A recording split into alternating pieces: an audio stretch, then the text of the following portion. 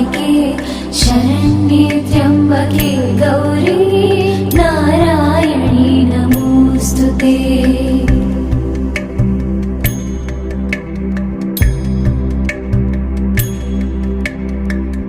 देवी सर्वभूतेषु विष्णुमायेति शुद्धिता नमस्तस्यै नमस्तस्यै नमस्तस्यै नमो नमः।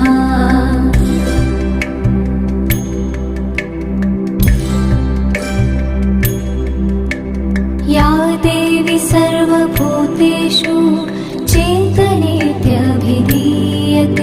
नमस्तस्यै नमस्तस्यै नमस्तस्यै नमो नमः।